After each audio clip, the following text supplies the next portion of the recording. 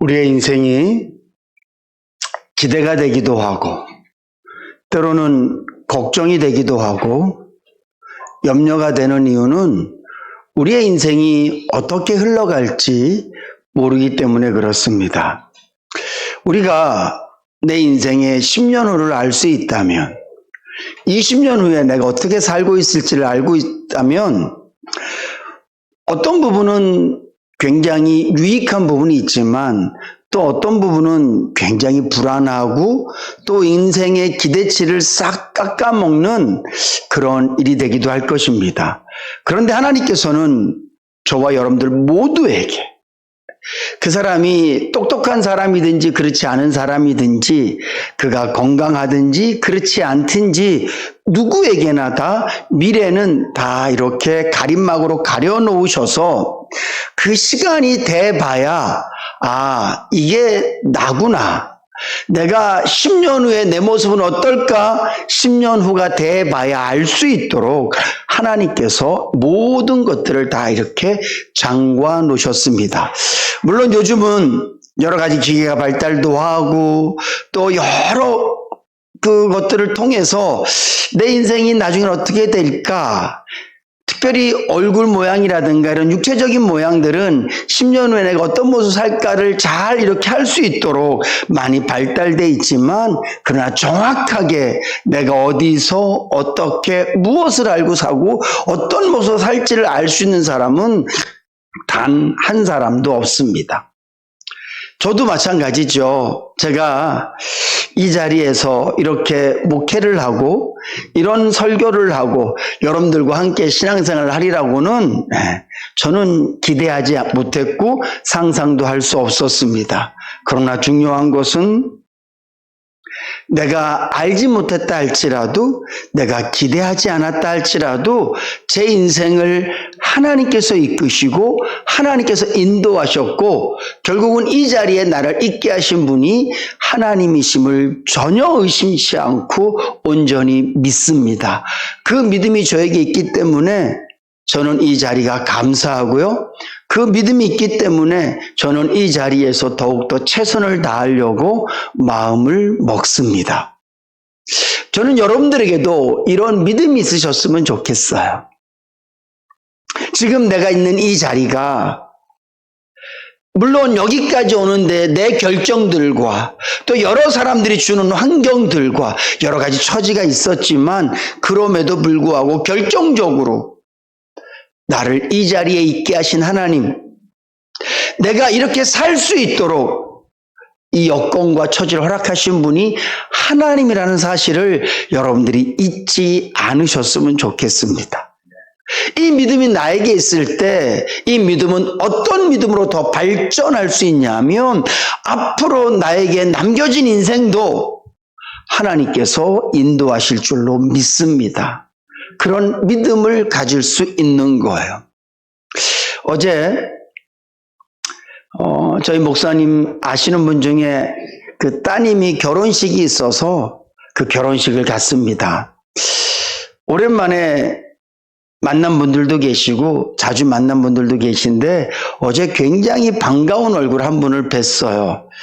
못 뵌 지 한 6, 7년 됐는데 평상시에 제가 그분과 대화하는 걸 좋아했었고 또 그분의 목회 방향이라든가 그분의 사상을 내가 참 좋아했는데 어제 그분을 만났어요. 그분이 저한테 그 목사 여전히 잘 지내지? 네, 제가 잘 지내고 있습니다.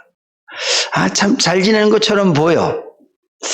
근데 이제 당신도 나이가 조금씩 노후를 준비해야 되고 그래야 될 텐데 어떻게 교회는 좀 어떤지 이것저것을 물으시더라고요. 그래서 제가 그런 대답을 했어요. 목사님, 제가 지금 잘 지내는 이유는 교회에서 목회를 하고 있기 때문에 잘 지내는 게 아니고 제가 지금 즐겁고 행복한 이유는 제가 지금 제 형편과 처지가 좋아서 즐겁고 행복한 게 아니라 제가 지금 제 인생의 가장 꽃다운 나이를 살아가고 있다고 저는 확실히 믿거든요. 지금 저는 제 삶을 어떤 사람의 인생과도 바꾸고 싶지 않아요.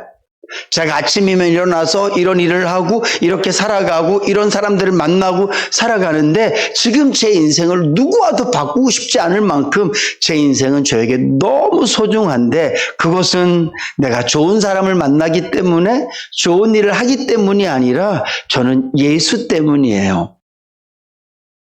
저는 예수님 때문에 누구를 만나도 행복하고 예수님 때문에 어떤 일을 해도 즐거워요. 그래서 저는 확실히 믿음이 있는데 어떤 믿음이 있냐면 10년이 지나도 20년이 지나도 예수님은 나의 구주시고 주님은 늘 나와 함께 계실 것을 저는 확실히 믿어요. 그래서 제 인생의 노후는 예수예요. 제가 나이 70이 되고 80이 돼서 어떤 모습으로 살아갈지는 전혀 알 수 없지만 확실한 것은 주님은 저와 함께라는 거예요. 예수님이 나와 함께라면 하루에 한 끼를 먹어도 저는 아마 행복하다고 고백하고 살 수 있을 것 같아요. 그래서 제가 가장 잘해야 되는 노후 준비는 믿음이 녹슬지 않도록 죄 가운데 빠지지 않고 계속 믿음 안에 살 수 있는 사람이 될 수 있도록 더 기도하고 주님을 더 의지해서 내가 10년이 지나도 20년이 지나도 이 믿음만 변하지 않는다면 저는 행복할 것 같아요. 그렇게 말씀을 드렸더니만 웃으시더라고요. 좋은 의미로. 그래서 제가 근데 목사님도 얼굴이 참 편해 보이시는데요. 그분은 저희 교회보다 조금 더 규모도 있고 모든 것이 잘 준비된 그런 교회에서 서울에도 목회하고 계신 분이신데 그분이 그러시더라고요. 나도 당신과 똑같은 생각을 하고 있기 때문에 나도 참 편해. 나도 당신하고 똑같은 마음을 갖고 목회를 하고 있기 때문에 내가 얼마나 즐거운지 몰라. 그래서 둘이 악수하고 헤어졌어요. 제가 지금 나와 함께 계신 하나님, 그 하나님으로 말미암아 감사하고 기쁘고 그렇기 때문에 앞으로도 함께 하실 하나님 생각하면 걱정이 안 되는 것처럼 오늘 여러분들이 지금까지 내 인생이 힘들고 굴곡이 있었고 어려움이 많았지만 그럼에도 불구하고 하나님은 나와 함께 계셨습니다. 그때마다 감당할 힘을 주셨고 이길 수 있는 능력을 주셔서 여기까지 왔습니다. 지금도 여전히 제 마음은 불안하고 초조하고 걱정이 있고 어려움이 있지만 그럼에도 불구하고 저는 예수님 때문에 감당할 만하고요. 그럼에도 불구하고 예수님 때문에 기쁨이 있고 예수님 때문에 감사함이 있습니다. 이런 고백이 있는 성도님들이라면 앞으로의 여러분들의 인생도 계속 하나님께서 끊임없이 함께 하셔서 그런 은혜 가운데 살게 하실 줄로 믿으시기 바랍니다. 저는 우리 인해교회 성도님들이 그 믿음으로 사셨으면 좋겠어요. 제가 금요 철야 때도 그런 말씀을 드렸지만 우리에게 있는 이 믿음, 예수를 믿는 믿음과 함께 하나님께서 나에게 선물로 주신 그 믿음과 함께 우리에게는 말씀을 들을 때마다 성경을 읽을 때마다 또 주님을 묵상할 때마다 하나님께서 내가 너와 함께 하겠다. 이사야를 통하여서 임마누엘을 약속하신 하나님께서 다시 마리아와 요셉에게 임마누엘을 약속하시고 그 임마누엘의 약속이 우리 가운데 그대로 다 실현되어져서 이 땅에서 뿐만 아니라 영원히 하나님은 우리와 함께 하신 하나님으로 계실 줄로 믿으시기 바랍니다. 그 하나님이 함께 계시다면 괜찮습니다.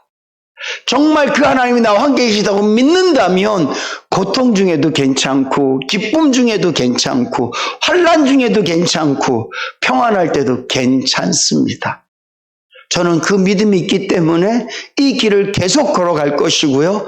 그 믿음을 놓치지 않기 위해서 돈을 잃어버리지 않기 위해서 노력하고 사람을 잃지 않기 위해서 노력하고 좋은 환경을 빼앗기지 않기 위해서 노력하는 것이 아니라 저에게 믿음 주신 그 하나님, 언제나 나의 기쁨의 근원 되신 하나님, 내 생명의 근원 되신 하나님, 그 하나님을 믿는 그 믿음을 잃지 않기 위해서, 그 믿음이 녹슬지 않도록 하기 위해서 저는 더 발버둥 칠 거예요. 왜냐하면 예수를 믿고 살고 그 믿음으로 내 심령이 풍성하면 다 가진 자이고요.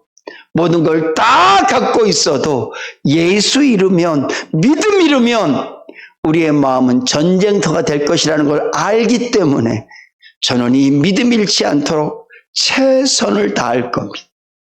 사랑하는 성도 여러분, 저는 여러분들에게도 이 아침에 그런 도전을 드리고 싶습니다. 늘 제가 그런 말씀 많이 드리지만 여러분들이 정말로 진심으로 행복했을 때가 언제입니까? 하나님의 은혜잖아요. 아닌가요? 내 인생이 가장 복되다고 느꼈을 때가 언젠가요? 그분의 사랑을 깨달았을 때죠. 내가 가장 담대하고 가장 능력 있는 사람으로 이 땅 가운데 서 있다라고 느낄 때가 언제입니까? 그분이 내 아버지라고 확실히 믿어질 때잖아요.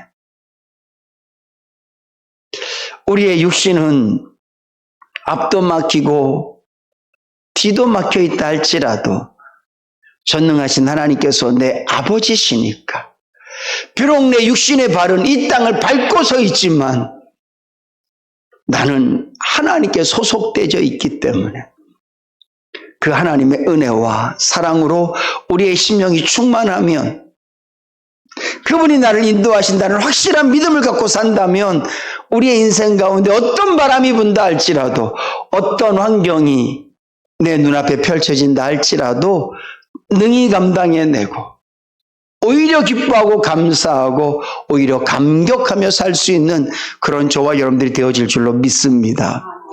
저는 오늘 말씀을 통해서 엘리야가 걸었던 길을 좀 여러분들하고 나누고 싶어요. 엘리야가 한 4, 5년 동안 계속 걸었던 길이 있거든요. 그리고 그 길을 통해서 그가 느꼈던 감정들, 그 길을 통해서 그가 했던 행동들이 있어요. 그래서 엘리야가 그 걸었던 길들을 쭉 돌아보면서, 아, 그가 이런 길을 걸었구나. 그가 이런 인생을 살았구나. 그가 이런 일을 했구나. 근데 가장 중요한 것은 그가 어디를 갔든지, 그가 무엇을 했든지 하나님의 인도하심이 있었구나. 그것을 우리가 다시 한 번 더 느끼고, 우리가 비록 엘리야처럼 신용아 네가 어디로 가라 이런 음성을 듣고 여기에 있는 건 아니라 할지라도 하나님이 엘리야를 인도하셨던 것처럼 나도 인도하셨기 때문에 엘리야가 누구를 만났고 어디에 있었든지 그 모든 것이 하나님과 함께였던 것처럼 오늘 저와 여러분들도 믿습니다. 하나님, 내 가는 걸음걸음마다 주님이 함께 계셨고 지금도 함께 계시고 앞으로도 함께 하실 줄로 믿기 때문에 저도 엘리야처럼 믿음으로 늘 주님과 동행하고 오히려 주님의 사랑과 은혜를 체험하고 사는 그런 복된 내가 될 줄로 믿습니다. 그런 믿음을 갖고 다시 한 번 더 우리의 발걸음을 내디딜 수 있기를 주님의 이름으로 축복합니다. 열왕기상 17장 말씀에 보면 엘리야는 길르앗 사람이다 이렇게 말하고 있어요. 이 길리앗은요, 북이스라엘에 위치한 그런 곳이고 특별히 국경 지역에 있는 그런 동네입니다. 근데 하나님께서 길르앗에서 활동하고 있는 엘리야에게 왕을 만나라 이렇게 말씀하고 있어요. 그 당시에 왕은 사마리아 성에 살고 있습니다. 왜냐하면 북이스라엘의 수도가 사마리아이기 때문에 그렇습니다. 그 이전까지 하나님께서 엘리야에게 어떤 말씀을 하셨는지는 성경에 기록되어 있지 않지만 이미 그는 하나님의 선지자로서 북이스라엘에서 활동하고 있었어요. 그 당시 이스라엘의 왕은 아합 왕이었습니다. 그는 이방 여인 이세벨과 결혼을 해서 그가 섬겼던 바알 신을 섬겼어요. 이 바알은요, 농사의 신이고 다산의 신이었습니다. 그래서 이 아방이 우리도 좀 잘 살아보자. 그래서 하나님을 버리고 바알 신당을 짓고 바알 신상을 만들어서 온 이스라엘을, 특별히 북이스라엘을 바알의 나라로 만들었어요. 그리고 하나님의 선지자들을 다 모아서 죽여버렸습니다. 그럴 때 엘리야가 활동하고 있었어요. 아마 그 엘리야의 마음은 너무 힘들었을 거예요. 하나님을 아는 그가 하나님이 이 땅을 지금까지 어떻게 인도하셨는지, 하나님이 아니면 우리에게 복 주실 분이 없다는 걸 알았던 그가 바라보는 북이스라엘은 계속 망하고 있었어. 힘이 있어도 망하는 거였고요. 먹을 게 있어도 망하는 거였어요. 왜냐하면 하나님을 버렸기 때문에. 그 답답하고 힘든 심경으로 살아가고 있는 엘리야에게 하나님께서 너 사마리아 성에 가서 아방을 만나라.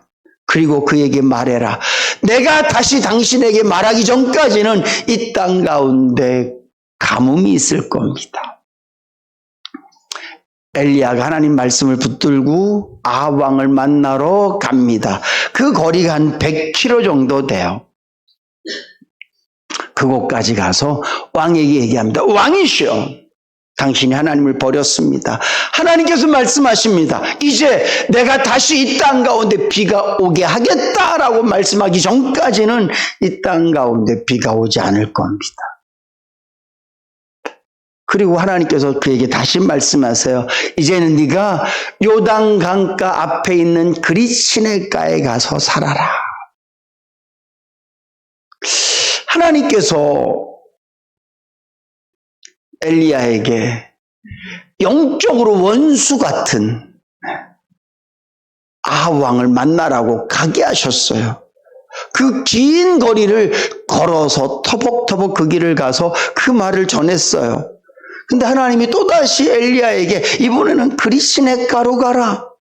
거기는 아무도 없어요. 선지자는요, 사람을 만나는 사람이에요. 목사는 성도가 없으면, 또 전도해야 될 이웃이 없으면 할 일이 하나도 없는 사람이에요. 그래서 저는 여러분들이 계셔서 얼마나 좋은지 몰라요. 제가 일상에서 만날 수 있는 분들이 있어서 얼마나 좋은지 몰라요. 제가 알고 있는 예수를 전할 수 있고 제가 만난 예수를 나눌 수 있어서 얼마나 좋은지 몰라요. 아마 엘리야도 영적으로 타락해 가고 있는 이 이스라엘 백성들에게 바알을 버려야 됩니다. 하나님 섬겨야 됩니다.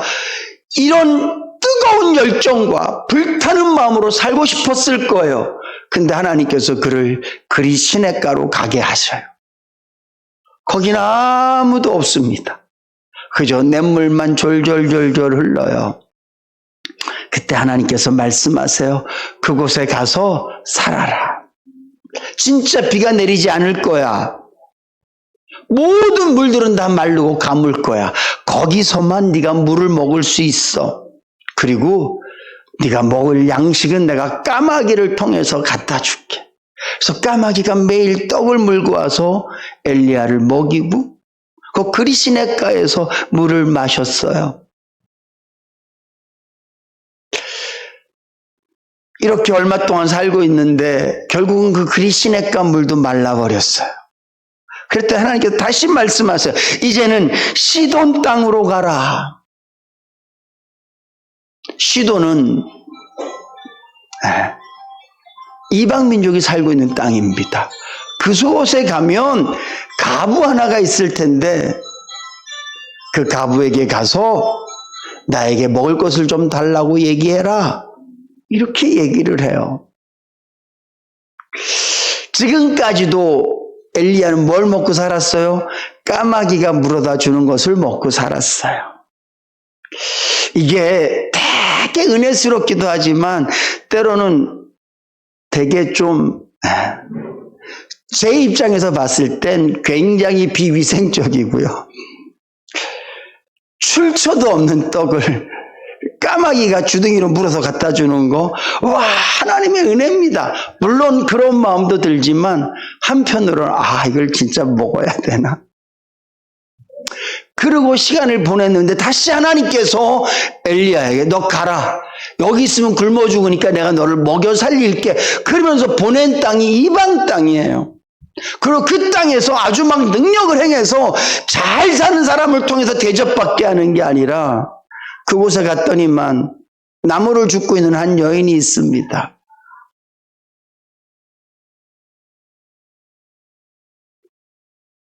그 여인에게 엘리야가 얘기해요. 나 배고픈데 떡 좀 주라. 그러니까 그 여인이 이렇게 얘기합니다. 사실은 내가 지금 나무를 줍고 있는 것은 나에게 딱 한 번 내 아들과 먹어야 될 밀가루 한 줌, 기름 몇 방울, 요거밖에 없습니다. 우리 요거 먹고 이제 죽을라 그래요. 근데 엘리야가 뭐라고 얘기합니까? 나부터 먹여라. 그러면 네 떡반죽, 그 밀가루가 마르지 않고 기름병이 마르지 않을 거다. 그 여인이 순종해서 그렇게 엘리야를 공개하고 또 정말 말씀처럼 그곳에 밀가루와 기름이 마르지 않습니다. 절박한 상황 가운데서도 하나님의 은혜가 계속 그 가운데 있는 거죠. 우리의 인생이 그렇지 않습니까? 그리시네가처럼 정말 졸졸졸 흐르는 그 시냇물 조금, 그리고 까마귀 갖다 주는 그 떡 몇 조각, 배부르지 않아요. 이게 은혜는 은혜인데 내 마음에 합당하지 않고 흡족하지 않아요. 진짜 하나님의 은혜는 마치 사르밧 가부가 갖고 있는 몇 방울의 기름과 몇 줌의 밀가루 같아요. 살기는 사는데 어쩜 이렇게 간신히 은혜지요. 은혜. 재벌이 몇십 년 동안 안 굶고 사는 것은 그건 당연한 거지만 늘 언제나 먹을 끼니를 걱정하고 사는데 그래도 안 굶고 사는 게 기적이지요. 근데도 어려운 건 어려운 거예요. 그래도 힘든 건 힘든 거예요. 그렇게 몇 년의 시간이 지났는데 하나님께서 엘리야에게 말씀하세요. 네가 다시 가서 아합왕을 만나라. 아합은요, 비가 3년 동안 이렇게 오지 않으니까 아주 그냥 마음에 뿔떼기가 날 대로 났어요. 그리고 그렇게 말한 엘리야, 이거 반드시 내가 잡아 죽이리라. 그래서 엘리야가 현상수배범처럼 그렇게 북이스라엘에 걸려 있었단 말이죠. 근데 하나님께서 엘리야에게 다시 아합왕을 만나러 가래요. 그래서 엘리야가 다시 사마리아에 가서 아합왕을 만납니다. 그리고 이야기하죠. 진짜 바알이 참신인지 내가 믿는 하나님이 참신인지 우리 대결 한번 합시다. 갈멜산에서 우리 한번 싸우죠. 다 모이라 그러세요. 바알을 섬기고 아스타를 섬기는 모든 제사장들 다 모으라 그러세요. 그리고 제가 올라가겠습니다. 백성들도 다 모이라고 하세요. 거기서 우리가 한판 대결을 벌이시다. 아합왕이 좋다. 그래갖고 명을 내려서 갈멜산에다가 제단을 쌓고 소를 각을 떠서 재웠고 먼저 850명이 모인 바알을 섬기고 아스타를 섬기는 그 제사장들에게 니들이 먼저 바알에게 기도해라. 그래서 하늘에서 불이 내려서 이 소를 태우게 해라. 그들이 한나절 동안 기도하고 춤추고 그들이 할 수 있는 모든 신앙생활을 통해서 불이 내기를 원하지만 깜깜무소식이. 이젠 엘리야의 차례가 왔습니다. 엘리야가 기도하죠. 그때 하늘에서 불이 내려서 소를 태우고 물을 부었던 모든 물들을 다 마르게 하고 하나님의 살아계심이 나타난 줄로 믿으시기 바랍니다. 그리고 그 자리에서 그 850명의 우상을 섬긴 제사장들을 다 죽이죠. 우리의 인생 가운데도 때때로 하나님께서 이렇게 놀라운 일들을 행하실 때가 있습니다. 오늘 아침에 우리 김성희 자매님이 차를 타자마자 목사님, 우리 집에 아주 경사스러운 일이 있습니다. 그래서 제가 혹시 며느리가 아기 가졌나요? 아니요, 그보다 더 큰 일이 있습니다. 그러면서 오랫동안 연락이 닿지 않던 조카가 연락이 돼서 오늘 만나기로 했다는 거예요. 아주 아기 때부터 우리 자매님이 잘 돌보고 키웠던 조카인데 사실 어디서 열심히 잘 살고 있었는데 그동안 연락이 잘 안 됐었다고. 그러면서 하시는 말씀이 우리가 예수 믿고 난 다음에 집안에 좋은 일들이 어쩜 이렇게 자꾸 생기는지 모르겠어요. 하나님께서 우리 집에 이렇게 좋은 것들을 얼마나 많이 주시는지 몰라요. 그러면서 막 말씀하시는데 제가 막 운전하면서 하나님 감사합니다. 하나님 감사합니다. 여러분, 우리 인생 가운데에도 하나님께서 내가 살아있다. 내가 네 하나님이다. 내가 네 편이다. 이렇게 말씀하실 때가 얼마나 많이 있었습니까? 그 힘으로 우리가 살고 있었고 그 은혜로 우리가 지금까지 그 모든 것들을 버티고 살고 있는 줄로 믿습니다. 이렇게 해서 엘리야의 이야기가 끝나면 얼마나 좋겠어요.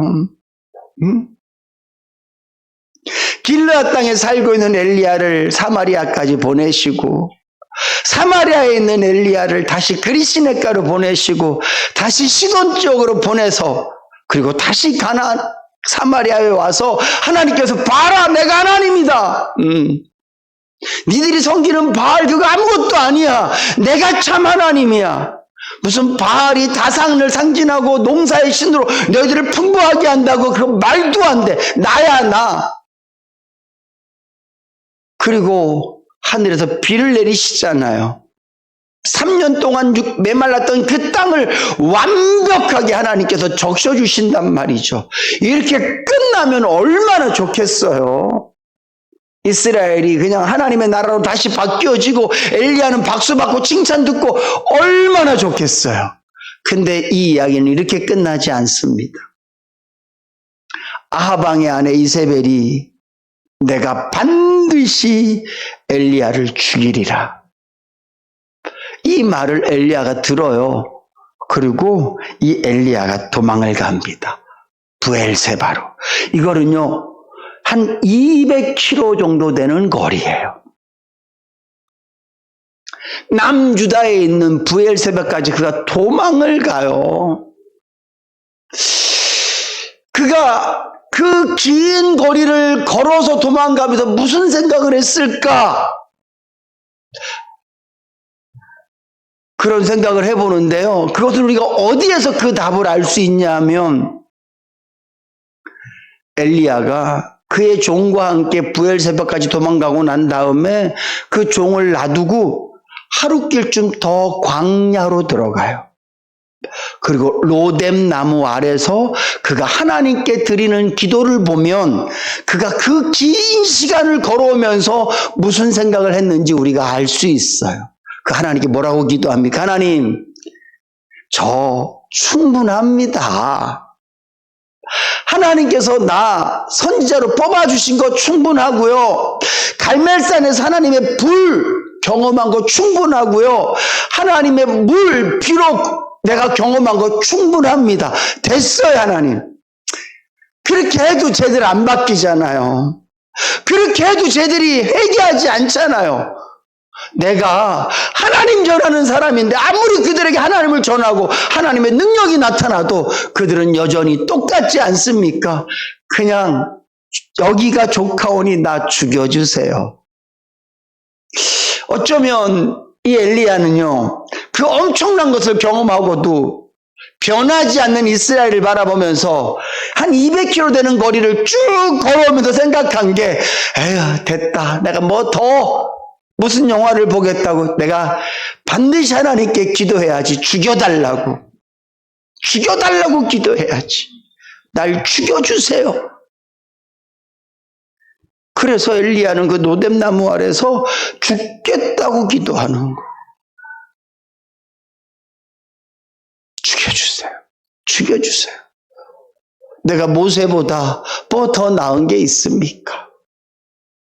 제가 우리 선조들보다 더 나은 게 뭐가 있습니까? 하나님, 나 딱 조카오니, 지금까지 내가 하나님 경험한 거로 조카오니 나 죽여주세요. 그리고 식음을 전폐해요. 아마 이 자리에 이 세상을 살면서 죽고 싶다 이런 생각을 한 번도 안 해보신 분은 없을 거예요. 저도 있습니다. 특별히 예수를 믿고 난 다음에도 하나님, 내가 이렇게 기도하는데, 내가 이렇게 주님 의지하는데, 내가 이렇게 믿음대로 살라고 발버둥 치는데도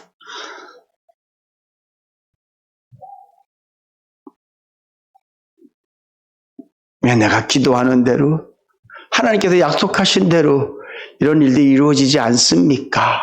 그럴 때 진짜 죽고 싶다. 그만할까?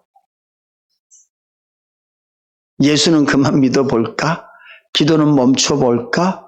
이런 마음 누구나 다 한 번씩 가질 수 있죠. 근데 중요한 것은 하나님의 능력이 왕성할 때도 그 왕성함으로 끝나지 않고요. 너무너무 다행스러운 것은 내 믿음이 바닥인데도요, 그 바닥에서 끝나지 않는다는 게 은혜인 줄로 믿으시기 바랍니다. 여기에 믿음이 바닥에 안 가본 사람이 어디 있어요? 여러분들은 베드로처럼 예수님을 부인해본 적이 한 번도 없으세요?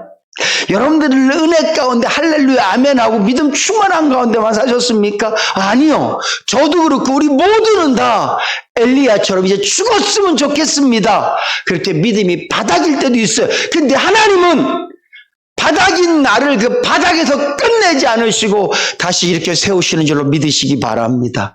그래서 저와 여러분들이 이 자리에 있는 거예요. 하나님이 엘리야를 깨우세요. 야, 내가 널 위해서 먹을 거 준비했으니까 먹어. 먹고 힘 좀 내자.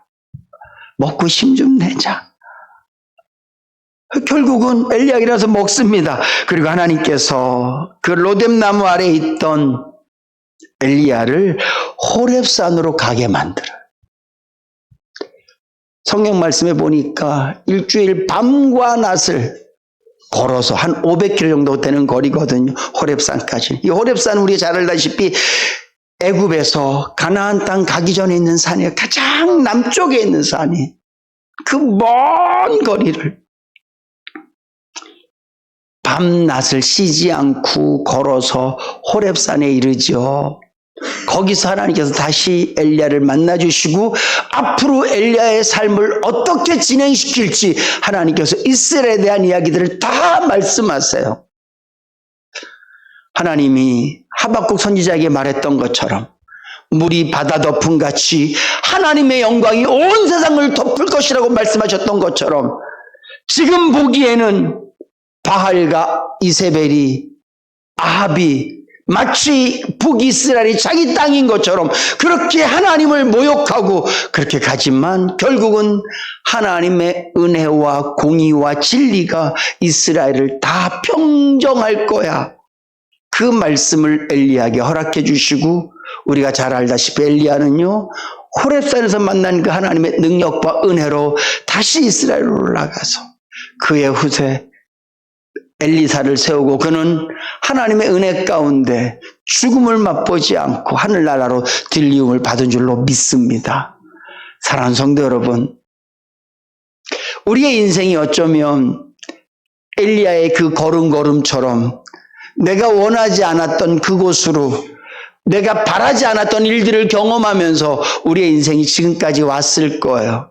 근데 중요한 것은 내가 원하지 않았든 내가 바라지 않았든 그것이 어떤 일이든지 간에 하나님이 간섭하셨음을 믿으시기 바랍니다.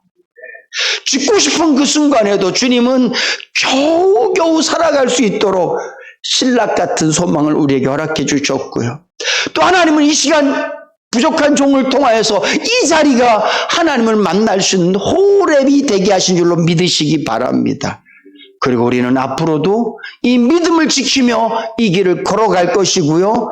마지막은 엘리야가 하나님을 통하여 들림받았던 것처럼 저와 여러분들도 예수 그리스도의 은혜와 영광 가운데에서 하나님 품에 안기게 되어질 줄로 믿으시기 바랍니다. 내 인생이 앞이 보이지 않으면 어떻습니까? 내가 원하지 않는 일들이 일어나도 어떻습니까? 결국은 하나님께서 허락하신 것이고 하나님께서 은혜를 베푸실 것이고요. 그리고 내가 너무 원하지 않는 상황이 반복되어질 때는 하나님께서 기적도 행하실 거예요. 아멘. 기적을 너무 좋아하지 마세요. 사실은 기적은요, 언제 일어나는 거예요? 기적은 성경에 나오는 모든 기적도 죽었을 때 일어나고요, 물속에 빠졌을 때 일어나고요, 상황이 가장 악할 때 나타나는 게 기적이에요. 근데 결국 하나님께서 우리를 그런 상황으로 모시고 우리를 그런 사지로 이끌어 가실 때는 또 한 번의 기적들을 준비하고 계실 줄로 믿으시기 바랍니다. 그리고 하나님께서는 저와 여러분들을 계속 인도하셔서 우리의 믿음대로 하나님께서 인도하셔서 결국 우리의 입술의 고백을 통해서 하나님이 내 인생을 인도하셨습니다. 이렇게 고백하게 하실 줄로 믿습니다.